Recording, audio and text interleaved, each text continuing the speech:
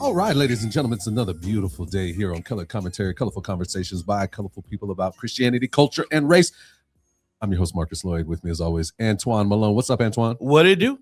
What it do, everybody? How are you on this wonderful, wonderful day? It's nice. Is this a question for me, or is that a question for the audience? Okay, well, are we just gonna sit and wait for him to?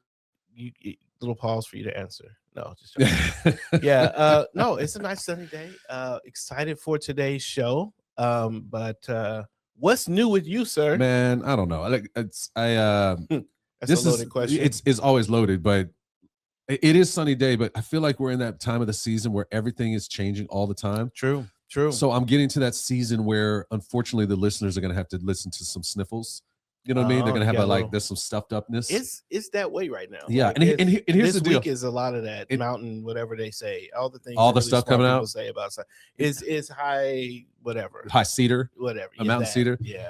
And here's the problem. I don't do nature. Cedar. What's that? Yeah, that's what they call a tree. What's a tree? I'll do other stuff.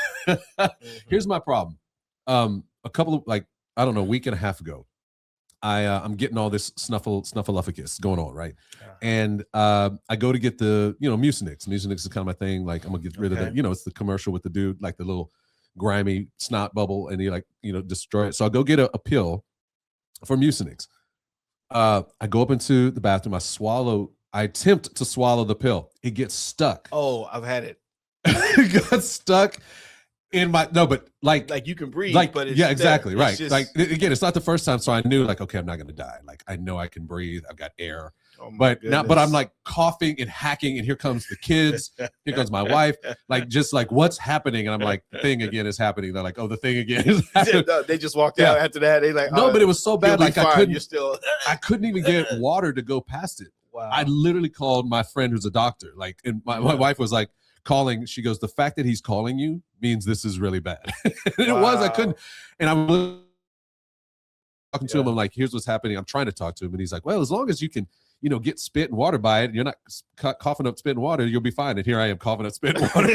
He said, but that's literally what happened. That's literally the problem. He's like, you may need to go to the emergency room. Why don't you try some Sprite to kind of dissolve it down the line? And I put the Sprite in, which makes it worse. It expands the whole thing, sends it all out, and just big drops onto my mirror. Wow. It's terrible. When did this happen? This was literally last week. And so literally here was the prognosis. He's like, look, you're just going to have to wait. You're just going to have to wait for it to dissolve. And it could take 4 to 6 hours. So you're just going to have this. I literally have this monstrous white Mucinex. And you still have the sniffles. I had it did not do anything to them. It didn't. The sniffles aren't in the esophagus. That's right. It didn't get to where they needed to go. You just doubled your trouble. Oh, it was the worst. And I literally sat there. I was about to say this is not a sponsorship for Mucinex when you said it, but now that it's definitely not. They may call us to be like, you have to take that down. You can't talk about it. It's not Mucinex's fault. It happened, and literally, and I'm embarrassed to say it, I have a much smaller pill that I had to take 2 days ago. Same thing happened. Wow. Much smaller. I immediately I need to go see an ENT. Yeah. There's something amiss going on, but it's a very scary thing because now I literally crush, no matter what size the pill is, I'm literally crushing it. I try not to eat meat. Like, I want soup. I don't want to. Is this us? Is this a Gen X? This is the Gen X plus. Yeah. Is this? I don't feel like we're saying this to you. That's all I'm saying.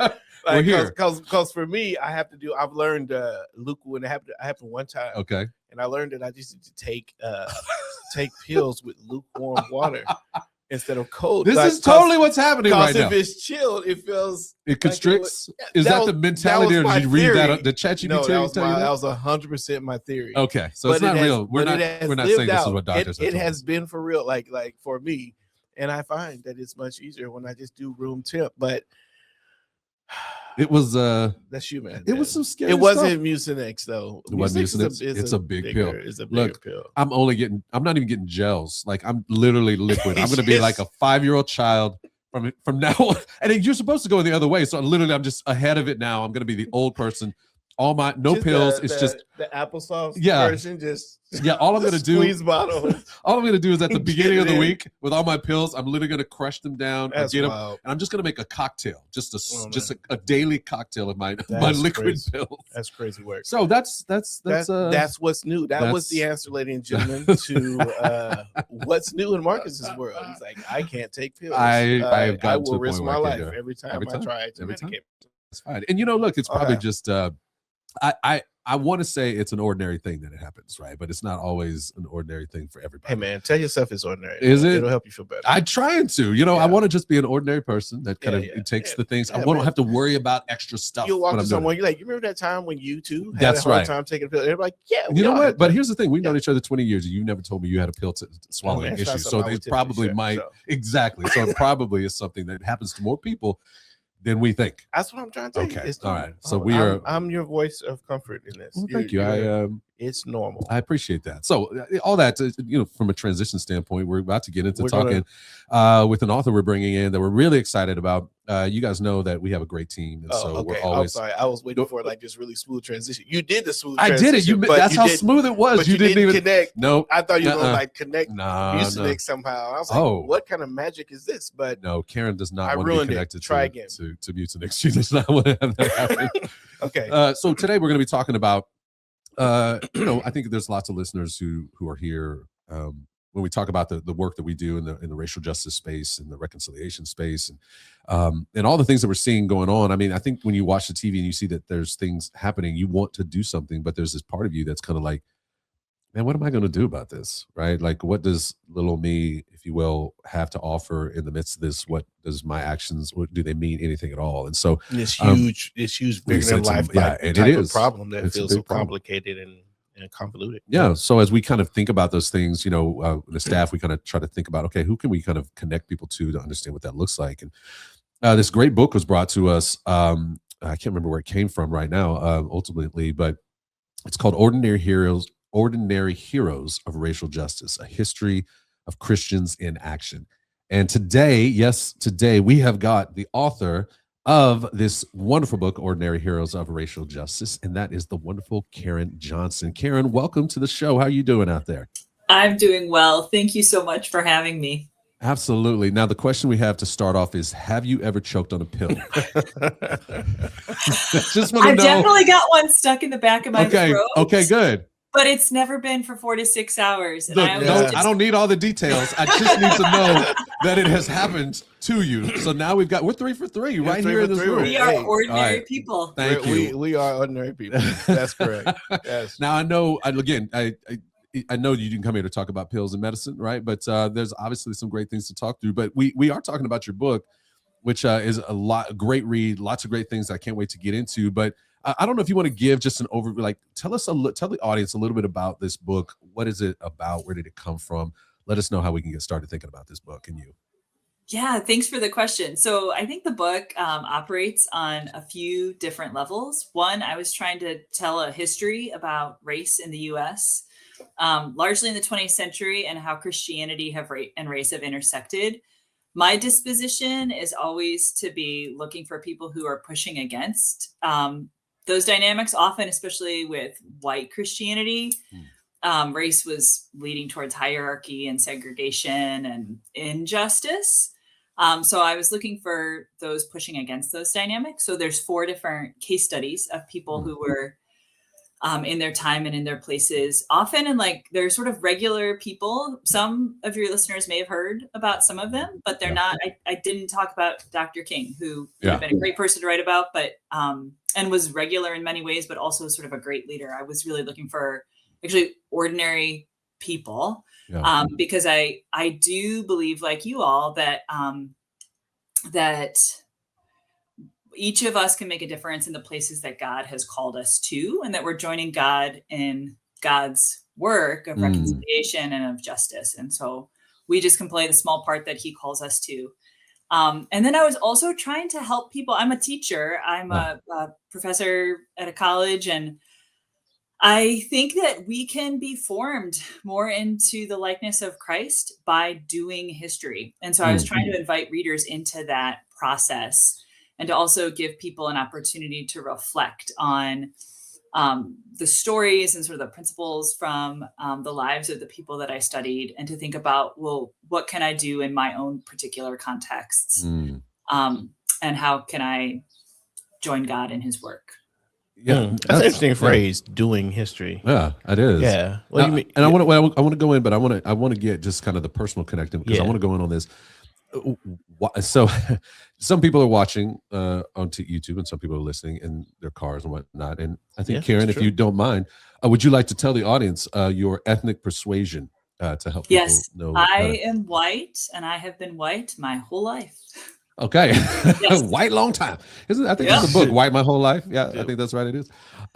So why would you, what is it that's important to you about this that made you want to write a book like this?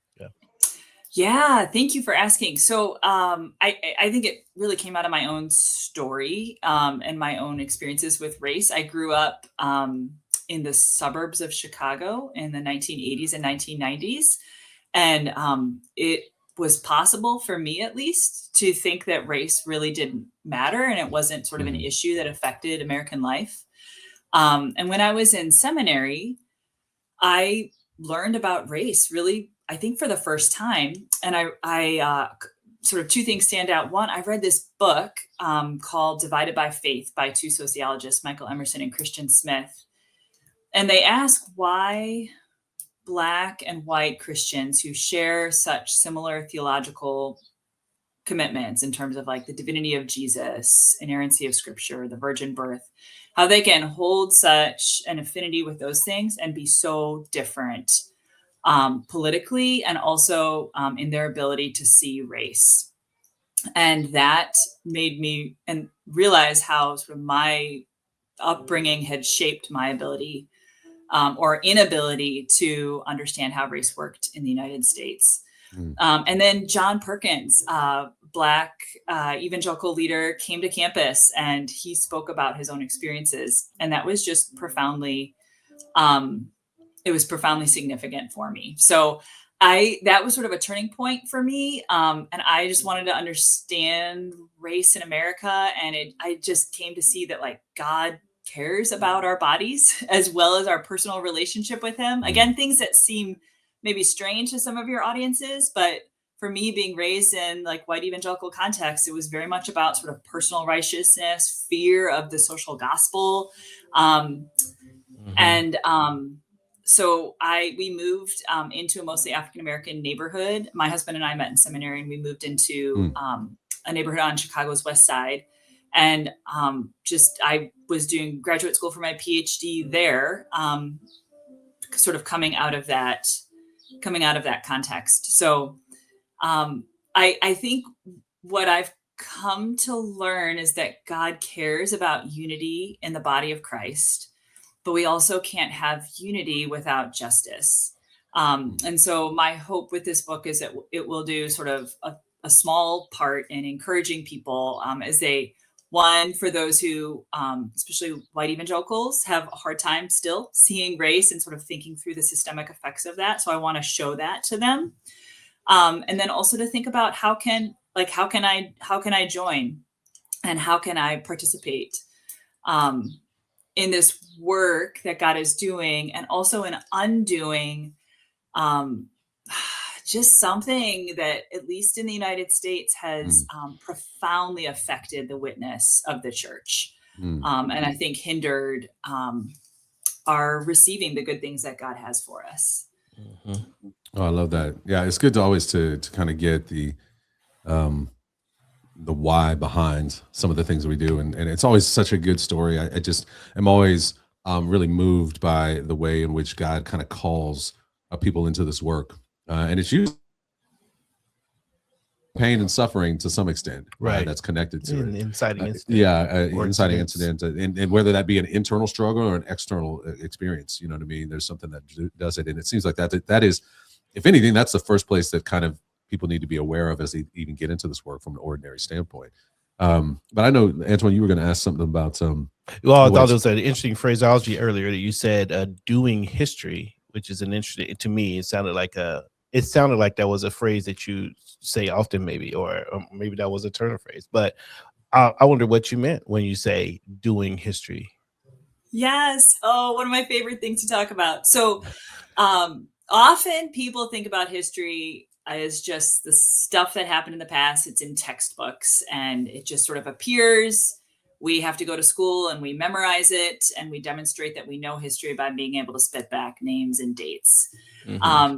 And I get to teach students how to do history, which is to figure out what happened in the past and to tell a true story about that. What we see in textbooks is not history. I mean, but you don't sort of see the struggle. And so what I wanted to do was what I get to do with students over the course of a semester, which is to invite people into the process of trying to make sense of the past. And so that's what I tried to do in that book. Even if you read not a textbook, but like a history book, usually in my field, we write our conclusions about what happened and we don't write about the sort of struggle, the dead ends, the questions, all these things. And I wanted people to see the process in part because I think that it can foster humility in us all. There's a difference between the past and history. The past is everything that has happened from the largest cosmic level to the micro level of what's happening in our bodies, or Marcus, you're not swallowing a pill, or any of us not swallowing a pill. Just to be clear, thank you. We all have not swallowed a pill. Right. But sort of those struggles. But nobody can know everything that has happened. We can't even have evidence for everything that has happened. Only God knows the past and the vastness of it. Historians and anyone who's trying to tell a story about the past has limited evidence and has to make choices about what to include and what not to include. And so there's an analogy that one of my favorite authors, C.S. Lewis, uses in an essay on historicism, where he says the past is the roaring cataract. It's like a waterfall. And when we're trying to do history or to catch history, have our little teacup and we're just catching this very little bit of it. And so that leads us to humility, which I think is important, particularly in our present context, where we often seem to think we know a lot, and that nobody else knows as much as we do. And so we can sort of sling things at one another and not really listen. So humility is something that our students, when they graduate, I teach at Wheaton College in Illinois, and when they graduate, our history students really talk about how they've sort of grown in that, which is what we want. So I was hoping for that by exposing the process and inviting people into it. That's cool. That is cool. How are you feeling right now with watching how do you feel history is being utilized and treated these days?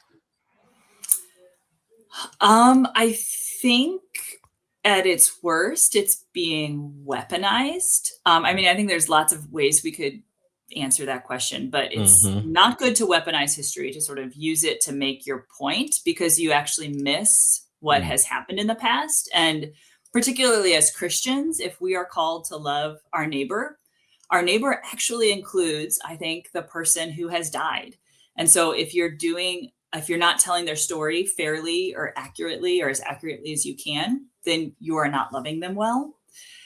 I also think in terms of questions about trying to remove history from public spaces that might make people feel bad about their past, that as Christians, we have no reason to fear the unsavory aspects of our past, because we know that we are sinners. We know that Jesus has died for us. And so we don't need to pretend that things in the past, like that people didn't do bad things. And so I think we can look at those with open eyes, try to understand what happened, why it did, what we can do in our own context to make things better. But we don't have to be afraid of it. I like that. So it makes me think, as you're reading through your book, you have these, kind of parts that you walk through in the book. And the first part actually is telling true stories. Is it possible to tell true stories? Yeah, I think it is. So, and I would break it down. There's two parts. One, it has to be true. So it has to be based in evidence. And as you are sort of grappling with and trying to figure out what happened, you have to account for perspectives that are different than your own. Those often will add nuance. But I do think that we're ultimately telling stories. We have to choose a beginning and an end. There's questions that we bring to the table that in 50 years into the future and 50 years ago, they would be asking different questions. So it's they're incomplete in that sense.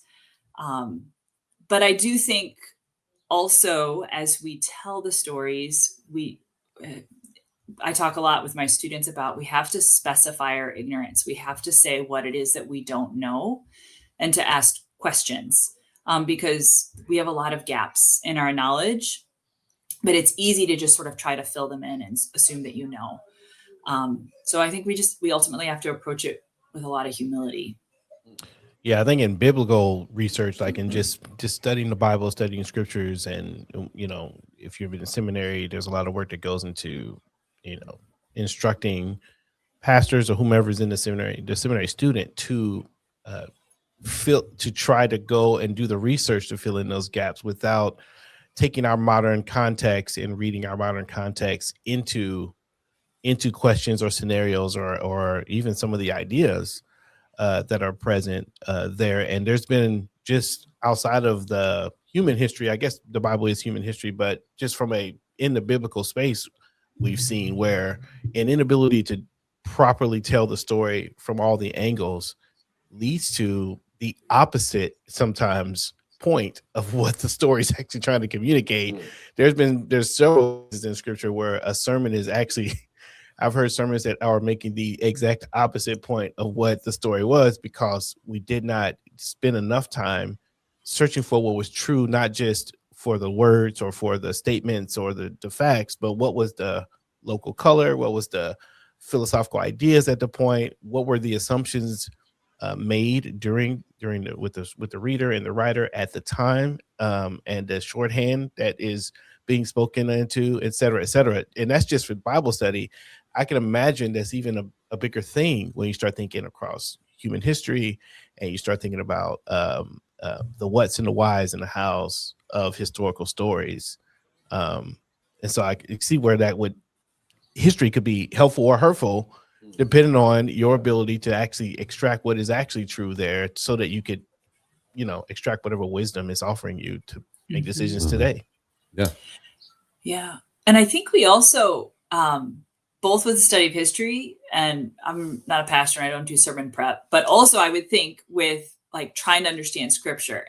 And this has actually been part of my own like personal life is, we each have our own blind spots. Yeah. And so whether it's like because of your racial context or living in living in 2026, your gender, all of these things are going to sort of shape your ability to see. And so we need to read and be in conversation with people who are different from us so they can help us see God more fully, whether that's read old books or read from the majority world theologically. But all of those things I think can help us mitigate against sort of missing the point.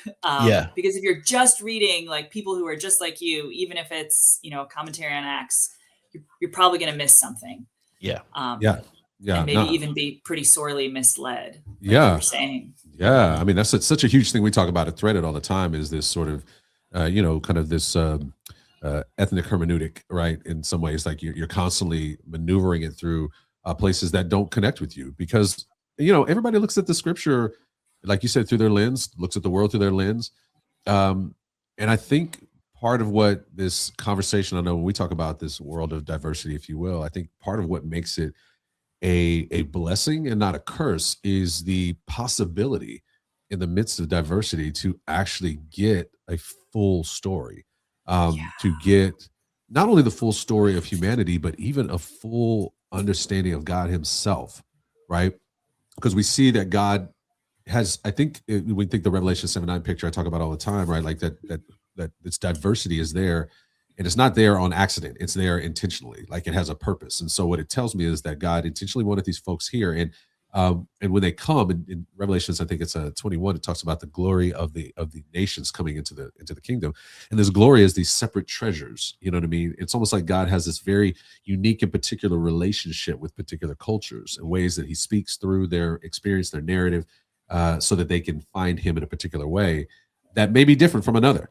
But when you bring them all together, all of a sudden now we get all the particularities, right? We get all the things, and in the midst of all the things, we get a bigger picture of God. So that's why we call ourselves threaded, really, is because you put all those pieces of thread together, and that's when you can image God more fully to the world.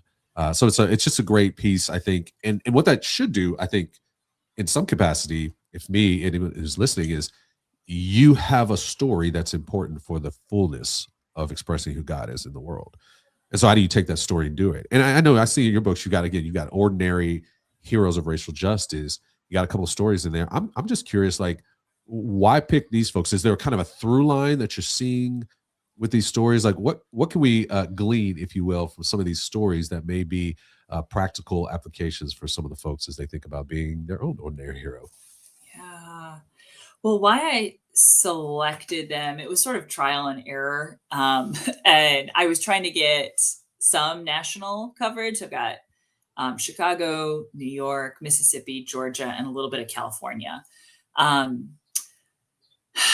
then I just tried people out on my students, and I tried to see nice. who intrigued them the most and who they wanted to talk about and think about.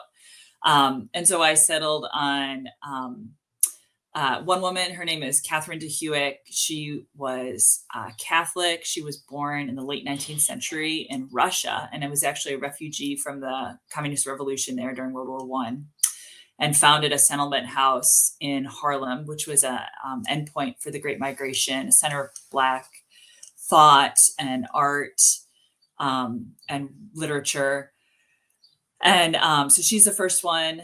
And I really,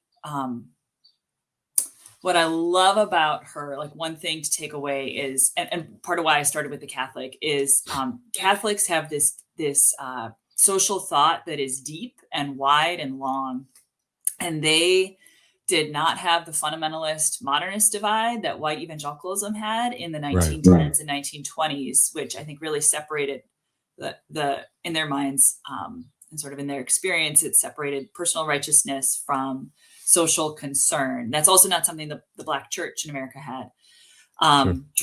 But I started with her because her story is, she's just this fascinating person. And then I turned to a man named John Perkins, who's a Black evangelical Christian who, for him, like, I just wanted to learn more about him because he had influenced me so much. It was because of him that we moved to the Black neighborhood and were there for several years. And I ended up writing about him in the 1960s. So he grew up in Mississippi. He fled as part of the Great Migration and moved to California, where he became a Christian. And then felt like the Lord was calling him back to Mississippi. And this was in 1960 when things were really bad in Mississippi in 1960. If you were African American, there was a lot of resistance to civil rights activism, a lot of racial terrorism, and he moved his family back there. And I wrote about him in that time period, sort of before he moved. He was in small town, pretty rural Mississippi, and people know him now. He eventually had to move to Jackson because it was too dangerous for him to stay where he was, and he became a leader in racial reconciliation. But this was before he could get many white people to partner with him, and when he was doing a lot of work organizing cooperatives and then getting people to vote. And after the civil rights legislation made it so people shouldn't discriminate in like downtown stores and stuff, they were still doing that where he was. So he was leading marches around that. And so, so that was Perkins. And then the next person is a man named Clarence Jordan, who was a white New Testament scholar who founded an interracial farm in Georgia in 1942. and didn't get much pushback from his white neighbors until after Brown in the 50s, when they then thought that the farm was very dangerous because of what it was doing regarding race. And he wrote a translation of scripture that he set in the mid 20th century South called the Cotton Patch Gospel, in which he makes Jesus white. When I first read it, I thought he might make Jesus black, but he makes Jesus white, speaking to the good white Christians who think they know what God's will is, and they're totally missing the boat. And then the last one was the history of a church that we actually used to be a part of, Rockabare Salvation Evangelical Free Church and Circle Urban Ministries, founded by Pastor Raleigh Washington. And I looked at their work in the 70s, 80s, and 90s around racial reconciliation and what it looked like. So if there was a through line, I think it would be probably questions of proximity and like where people were living was shaping what they were doing. Also community. All of these people they weren't just sort of on their own, but they were part of communities who were doing this work, and that strengthened them. And they all had a deep commitment to scripture, and to trying to understand it in their contexts and to follow it, even though it often put them at odds with people who you would normally think would be their peers. Yeah, that's really good. As you're talking about it, you mentioned this idea, you talk about proximity, right? And you just said a second ago, like these people were shaped by where they lived. What does that mean? Like, how does where you live shape us, shape you? Yeah, I think it gives you the water that you're swimming in. There's a commencement speech by David Foster Wallace where he talks about these fish, and they're swimming along, they're young fish, and an older fish comes by and says, "Hey boys, how's the water?" And the younger fish are like, "Huh? What's water?" And they have no idea, because and our context is our water, and we often can't see it. But it will shape the questions that we ask and the assumptions that we have. And I think it matters for these people. It really mattered. Like I'm just thinking about John Perkins, and he's the one who really sort of led me to think about the significance of context, which is something historians are always asking. But for him, he became a Christian out in California, was part of a Black church, but was also mentored by white, pretty conservative Christians. And he moved back to Mississippi, and his plan was to do evangelism and Bible teaching. Right. But he realized when he got there that people were cold in the winter, and they had no source of economic opportunities outside of working for white people, which put them in a really difficult position. And the law wasn't on their side. And so he sort of progressed to saying, like, the work of the church is not just telling people about Jesus and having a personal relationship with God and learning about the Bible. That's part of it. But the church is called to social action. It's called to stopping or to helping people in need, to feed the hungry, to clothe the naked. But if people don't have a way to improve their own situation, then it keeps them in that subservient position. So he became deeply committed to economic and community development. And then if the laws are not on their side, we need to change them. If the laws are unjust and they're enabling one group of people to oppress another, we need to change them. And so this is why, despite the incredible danger, he tried to register, and he didn't just try, he helped register people to vote, and several other people in his community did.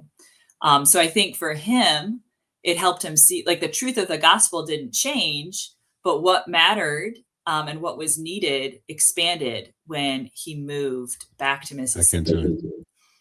Yeah, it sounds like you even mentioned, I think it's like I think the term you use is downward mobility within the book. Is that right? Yes, it is. Yeah.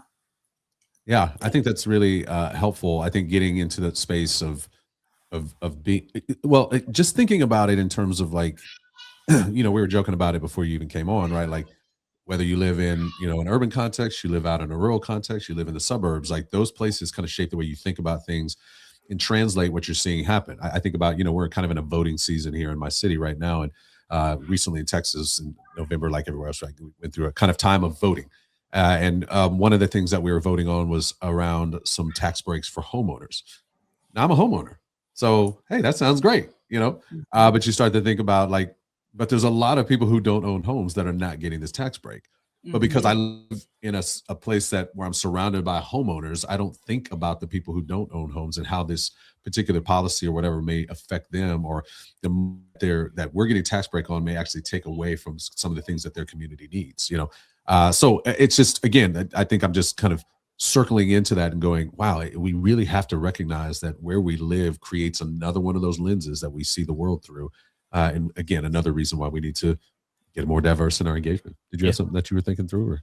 Yeah, I'm thinking through, we were talking about the through line maybe, and I don't know that this is a through line, but when I heard you talk about your stories, there's that proximity piece there, but I'm thinking what makes the ordinary person have impact? Like how does these ordinary people, what is the thing?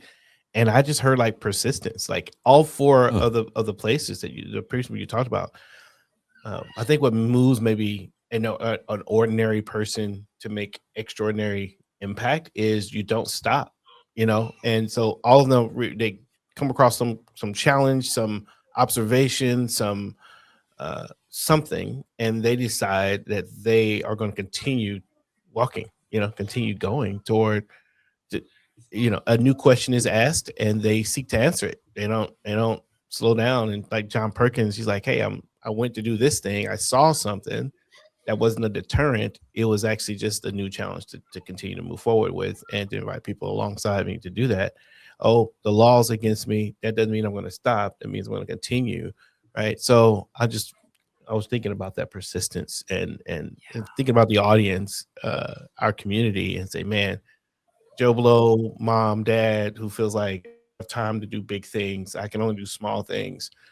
I wonder if it is just observe and be persistent. Keep going. Yeah, but I feel the thing that you're gonna do. I feel like you have to have something that drives this persistence, right? I mean, are we seeing that in the midst of it?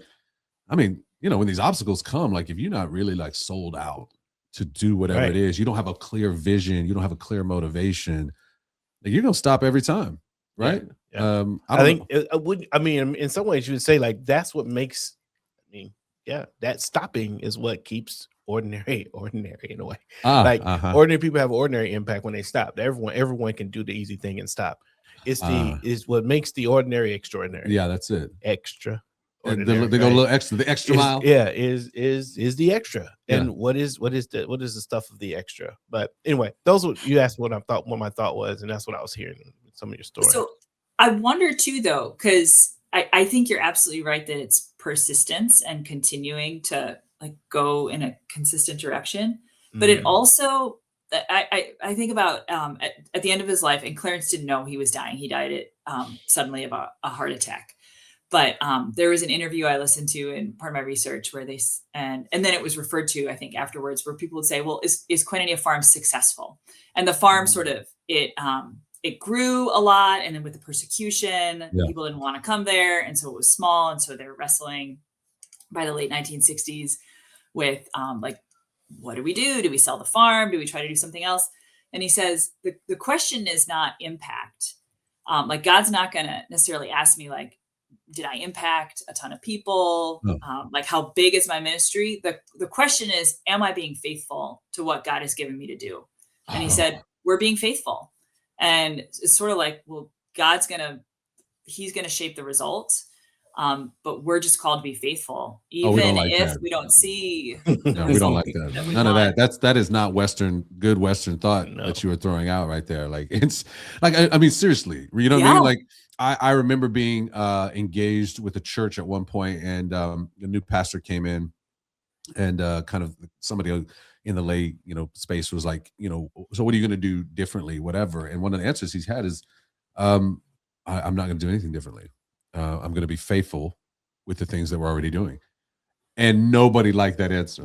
No. Nobody liked it. No, because it's like it's not a Western culture water friendly. That's not the kind of waters we typically like to because swim it's quarters. Like you got to be like at first quarter, I need to see this moving this way, and second quarter, like it's always like consume, spin, take new ground. Yeah, take new ground. Like they know, like be faithful. And it's got to be fast too, right? Which I imagine that's where people are when they think about my impact or how can I do it as an ordinary person, is because again in the West we think, okay, first of all, if I do something and it doesn't hit immediately, then I just can't do it. You know what I mean? As opposed to what I think you're talking about, Karen, is like you got to keep just kind of to use the old cliche.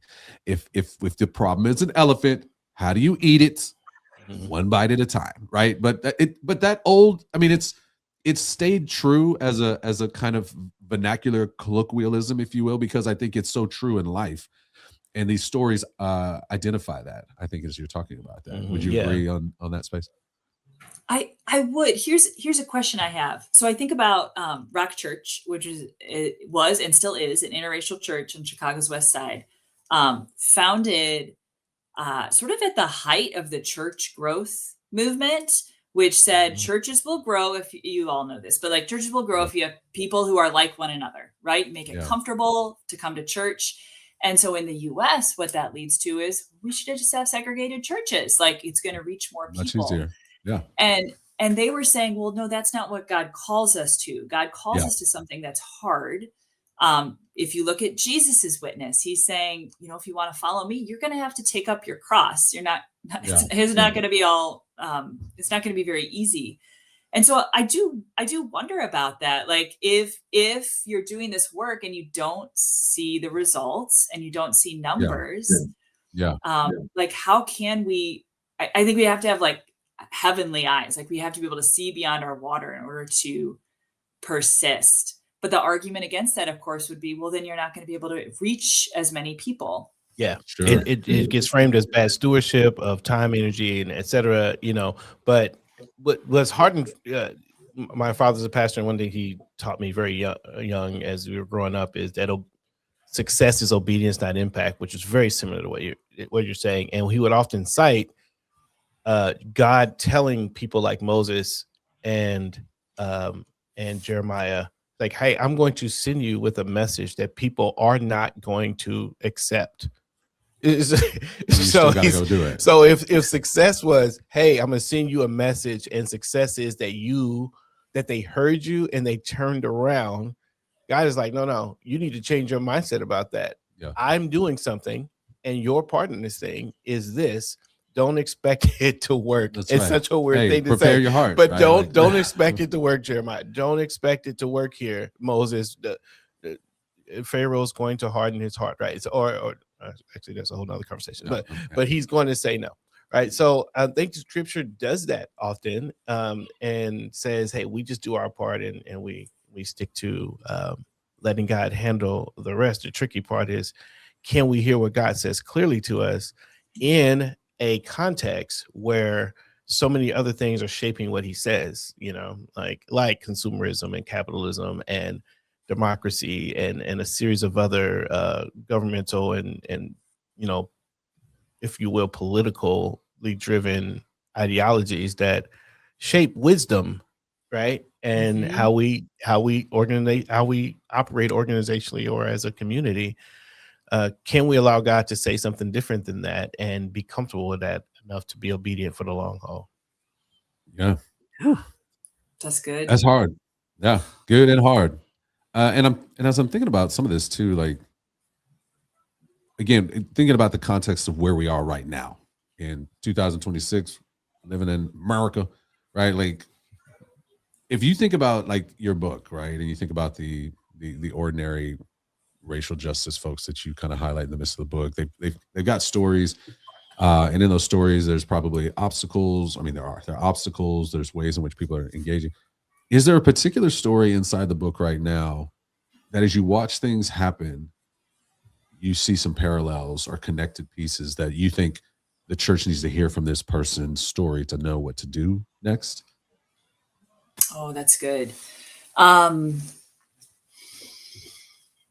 there's probably things to learn from each. I will say I have been rereading Clarence Jordan's interpretation, his Cotton Patch Gospels, just slowly for my own benefit, just because I enjoy it. And I think Clarence's translation was, in essence, like a love letter to his fellow white Southerners, who their sort of theology in their own myopic way was, if you attack segregation, you're attacking the Bible. You're attacking not just our way of life, but like this is an all-out attack on Christianity and Scripture, because they read it through a segregationist lens. Yeah. And I can go into details if you want on that. But Clarence understood the New Testament period and things that were happening in the new church and the early church as being very similar to his own context of race, perhaps even more racially divided than what he was facing in the South. And so I think what I appreciate about him is, one, like his approach to others, to not sort of condemn, but to try to invite them in. Yeah. But to also, as he's doing that, as I read through it, I always think, because he's got, the way he translates it is, Jesus is white. Paul is called to evangelize to African Americans. When Jesus is killed, he's lynched. But it's the like good white church people who are constantly missing the mark. And so I always, and this is my sort of historical training, this is from my colleagues at Wheaton, but I always want to think, even for myself, like not to label someone else and say, you guys are the ones missing the mark, but in what ways am I missing the mark? So I think that all of their work is good. And I would say, like, read what they wrote or read what I wrote if you want, but they also wrote like books and sermons, like their materials available and published, not just archival material. I use both for my research, but you can read like some of what these authors have written, and they're powerful works. But I think Clarence's approach with Scripture is really good because it's fresh and it sort of throws you off guard. Even as you talked about, like critiquing capitalism, they held things in common. A lot of these people had strong critiques of capitalism, and he raised questions about like, what is enough? He was not advocating for voluntary poverty, but he was saying like, what are my needs? And if those are provided for, how can I help other people? Because I don't need all this. Their farm actually did pretty well for a season. And so they were trying to share what they had with their neighbors. The audacity of that. It's ridiculous. Yeah. How dare he? Yeah. So he might be one. But what's interesting, I'm curious, right? Like, 'cause I think the Clarence story is very apropos for where we are currently. And particularly how Christians are kind of maneuvering through. He tells in the Cotton Patch Gospel, he's kind of got his own version of kind of how Judas works, right? Like, talk a little bit about that. I think the listeners will be interested in that. This blew my mind. And this was from, it's like in the text, but it's also from sermons that I was able to listen to. But he understands Judas as one, like when I read about Judas, I don't know, my sort of initial thought is like, Judas was a bad guy from the start. Right. And that's not Clarence's interpretation. He thinks Judas is trying to follow Jesus and trying to be acceptable within the church structure. And he thinks he can bring the two together. So he has this sermon where he's imagining that Caiaphas, the high priest, was the pastor for Judas's father. Caiaphas is talking to him and he's like, hey, we're concerned about Jesus. We want to protect him. And Judas is like, well, I'll turn him over to you. But then when he actually turns him over, you see this love that Judas and Jesus have for each other. I'm not a New Testament scholar, Jordan was, but I guess the language for the type of kiss that Judas gives is not like sort of a formal kiss, which he said he would give, but he gives him like a sort of an intimate, like they're close friends. Like it's full of love. And then Judas, when he kills himself, he's split because he's trying to follow two things. He's trying to follow Jesus, and he's trying to follow like essentially cultural Christianity, and it tears him in two. And Clarence holds out hope that Judas will be redeemed in the end. But it's that tension that I think we have. And these are what prophets say, right? Like, are you following God or are you following the culture?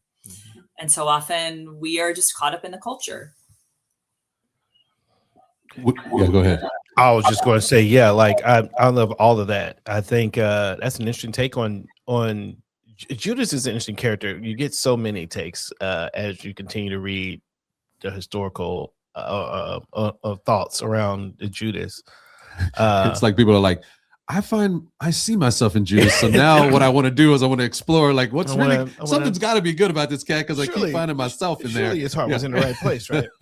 I think I mean, just fly like all of them, but that's an interesting take. It makes the version of that I've heard in the past was Jesus was trying to make Jesus do what he was going to hand him over so that he could show the Pharisees that they were wrong about him, right? And so bring those things together is what I'd heard in the past. But that's an interesting view. And I also think that story, though, just in general, like Jordan's story is just so, like, especially when you start thinking about Christian nationalism, you think about the way the modern voice is co-opting Christianity. You say, what's the cart and what's the horse in that conversation? Like, is America leading and using Christianity for its ends, or is it submitting to Christianity with its ends? And it's not, and it doesn't feel like, it feels a lot like, hey, we're gonna use Christ to Christianity. We have an understanding of what we think God is doing in our country, and it's odd in the sense that it feels like, just like you would say, it feels like these people who are calling themselves Christians would say that they love God. So you can't say that they don't love God, and they're being bold about their love for God. So you'd want those things. You'd want someone to be passionate. You want them to live out their convictions. You'd want them to be resilient, and to keep going, right? It's just the problem is they're working from a narrative, and this is just the importance. They're working from a narrative that is incomplete and therefore counterproductive, kind of like what we're saying about the stories what happens, you miss the context and you end up doing the opposite of the thing that you actually love, just like the Pharisees did. They had Jesus, they had God in front of them. They would have said they loved God. All of them would have said they loved God, and yet they killed him. Yeah, when he was among them. They did. And one of the things that always is said about the disciples, if I can circle us in this, is that they were just ordinary people, folks, right? And I think as I'm kind of thinking the conversation that we had so far, trying to grab into some of the pieces that I would take with me as somebody listening from an ordinary standpoint, or as an ordinary person, I think it kind of really follows the model of your book, right? Like, I think that there's an aspect of, we've got to understand what our own story is, right? Like, what is our story? First of all, that we recognize that we do have a story, in a part to play. We are part of the story of God. Mm-hmm. We play a part. Being able to latch in on, like, okay, so what is that part of the story that motivates me to move into this space? And then recognize, like, as I try to go forward, even with the story I'm telling is happening in a particular context, right? In the place that I live, in the place, the ethnicity I am, the political background, whatever those things are, the family of origin, like, that stuff means something. And it shapes how we even look at the world, right? So even as we go to try to do the work we're doing, we have to know that place that's happening. And that should, once we understand our context and then we see through that lens, then when we come across somebody else who maybe is even an obstacle in our story, it should create some humility for us. Right, humility because the humility should be generalized in the way that we approach the work that we're doing, and then when we come in contact with other people, that should allow for more grace because we recognize our own sort of weakness in the midst of it, and it should push us to a kind of practice of how to. And so that's actually what I want to just kind of in our time with, to some extent. One of the things that we are doing with the podcast right now is we love what Clarence Jordan was talking through, and you articulated some of it already, where you're talking about, like, he had this way of thinking where he was really not demonizing people, right? But he was trying to find kind of the humanity and go, I got to figure out where they're coming from. And we talk about that all the time here at Threaded. And one of the things that we do is we have a curriculum called Resilience Roundtable, and we have kind of a framework in the midst of that where we talk about first, if you come in as a group and you're talking about it, there is some content, some things that you're upset about, right? And so you want to come in and you want to get that out, right? Like, that's important, that you get that content out. But then there's like this move, once you got your concerns and all those things out, that you start to move to curiosity, really about those who may have the opposite concerns as you do. And you have to start to think, where are they coming from? Like, how did they get to that? What does that look like, right? Am I wrong? Those kind of things. And in the midst of having that curiosity, once you move there, we wonder, does it push you then to sort of a compassion for where they came from and how they do that, right? And then in the third movement, if you will, is we move to kind of a celebration that God is in the midst of it, and everything is happening in that way, right? So I'm curious, if you will, as we talk about, you got kind of your concerns. Like, I'll give you a sense of what I'm about to ask you, so you can kind of start thinking about it. I'm curious, like, right now in the world that we're living in, Karen, like, what are your concerns? What are you curious about, right? Maybe from those who maybe have opposite concerns. Like, how do you find yourself moving in that curiosity?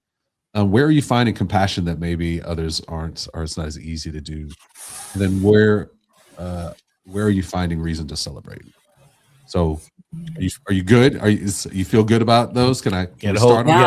Get a whole 3 seconds. Wow. I know, right? So concerns, curiosity, compassion, and celebration. For those who she's writing, right? Because these things are, they get you going a little bit. Yeah. So my disclaimer is, as a historian, like with contemporary politics, I feel like we can't know the significance in the end until like, give me 50 years. Right. Sure. And then we can talk about it. Talk about it from the grave. Yeah. Yeah. Someone else will have to. Yeah.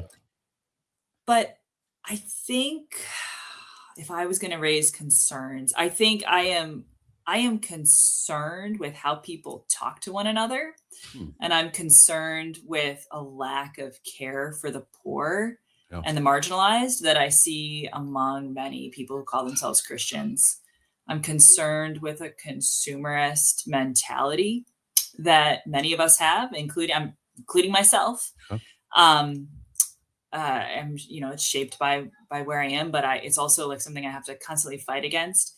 And I'm concerned about like divisions in American society, and that people don't seem to be willing generally to talk to or listen to one another.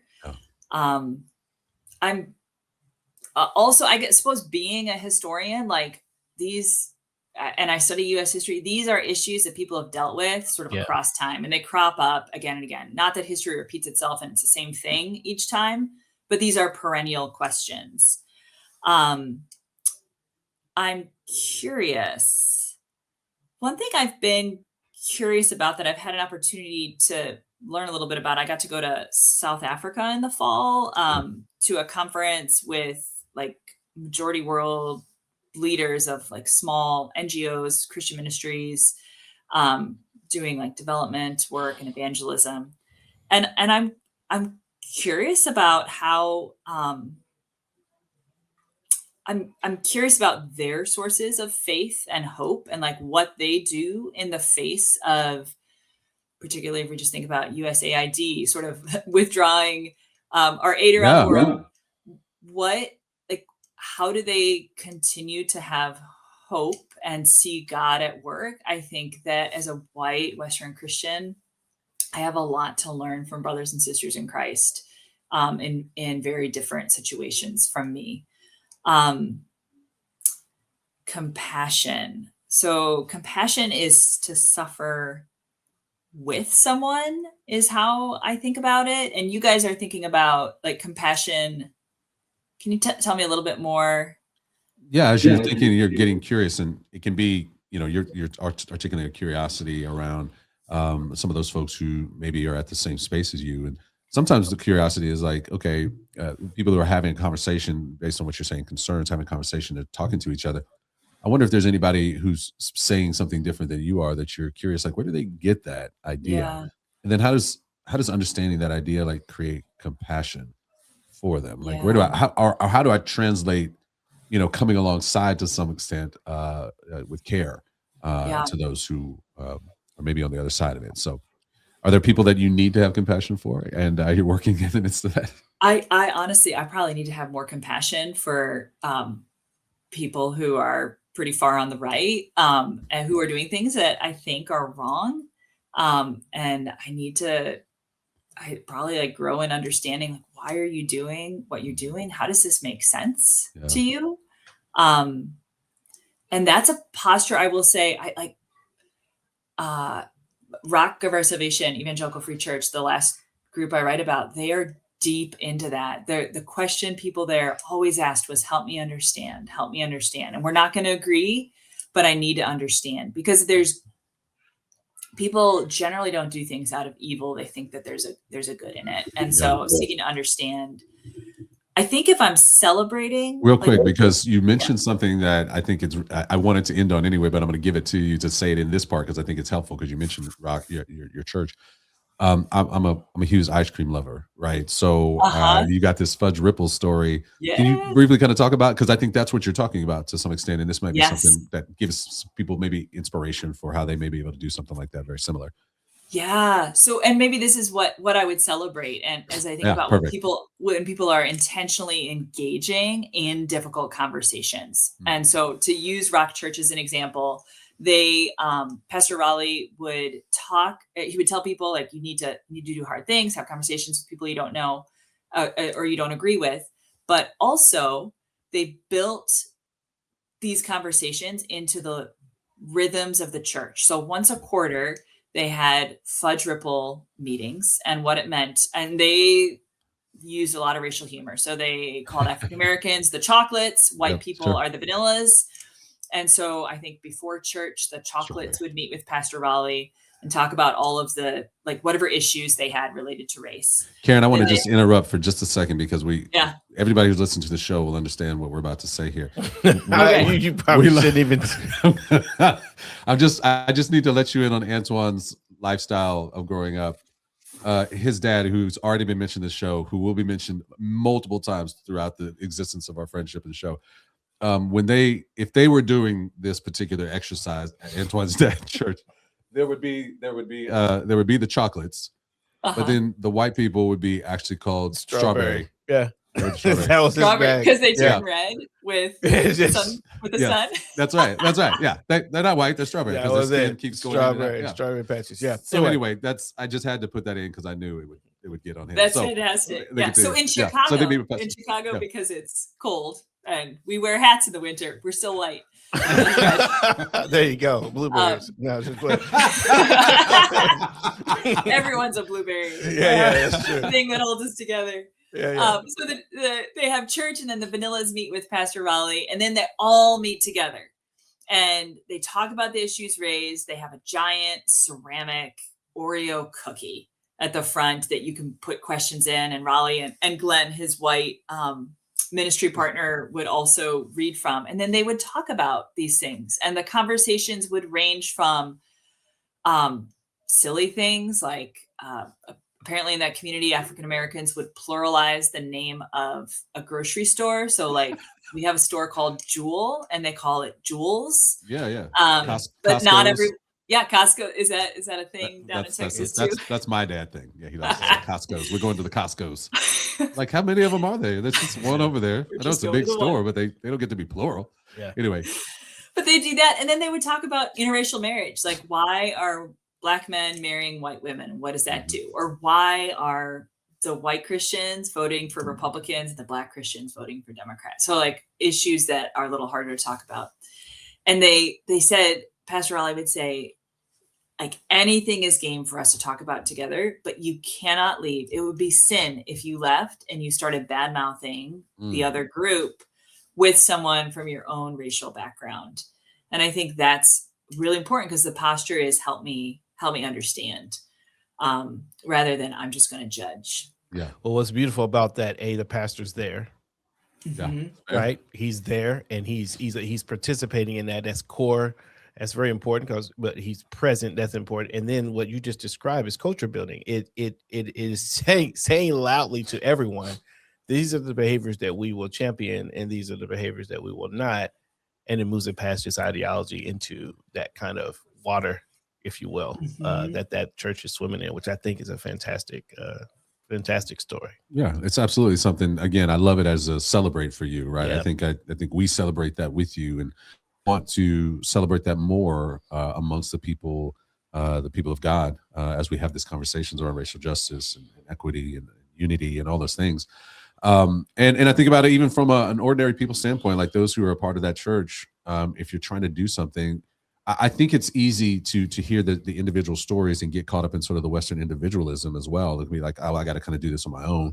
But I think what your story articulates in the book, and then even right now, is that even ordinary people, there's a collaborative need to come together collaboratively if we're going to make any changes and move things forward. So it's a very exciting thing and a very exciting book, honestly, too. I'm really excited that we've gotten a chance to kind of unpack a little bit of this with you. I mean, we really haven't touched. I mean, we touched a surfacey part of so many aspects, but there's more to unpack. So we hope other people do that. So the book is Ordinary Heroes of Racial Justice, a history of Christians in action. And we've been talking with the amazing and the wonderfully blue, red, white friend, Karen Johnson. In the midst of all this, Karen, we're so glad that you've been able to come on the show and be a part of it. Thanks for being a part of Color Commentary.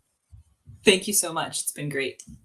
Yeah, fantastic. Hey, this has been Color Commentary. It's been colorful conversations by colorful people about Christianity, culture, and race. And we hope, as you've been listening to this, that you would engage in some of this dialogue that we talked about here with others. And if you want to do that, just know that Threaded provides a lot of things that help you to do that. We have our journey curriculum that you can find online. wearethreaded.org. We also have what we mentioned at the end, this Resilience Roundtable curriculum. It's perfect for this time of year and this season that we're in our Christian context where people are just wrestling with things. It's good to get together with others, wrestle with them together, and have a framework that's going to push you to not just stay in your own concerns, but move you to curiosity, to compassion, to celebration, and using spiritual disciplines to do it so that it's anchored in what God is asking us to do. So we love that. And if you're a leader, a lot of these conversations we have with you once a month at something we call the Exchange. It's a place where we bring folks together who are leaders in this work, but leaders of their church, and allow them to exchange ideas about how they're working on what they're working on. It's a great place to mine the gold of those who are in the community of this work. And so that happens, usually it's the first Wednesday of every month. You go to wearethreaded.org and find out when the Exchange is coming again. Quickly on that, if you're just getting started, like you said that, and then it's a meeting of the minds in some way, but it's a resource. Like if you're a church, you're like, man, I don't know where to get started, I don't know where to go, that mining of the gold is even for you at the very, very beginning. Yeah, so exactly. Don't feel like you need to qualify. But thank you, listeners, for doing it. This is Color Commentary, as I said, and we say a Color Commentary as we get out. We like to make sure that you when they come in here, the word colored is allowing you to look through different lenses, which we talked about here today. We did. Different cultural lenses, different ethnic lenses, different suburban, rural, urban lenses, whatever that may be, whatever those places that might be shaping you. How do you get out of those places and start to look through different lenses, right? And so it's that reason that we tell you at the end of every show to stay colored.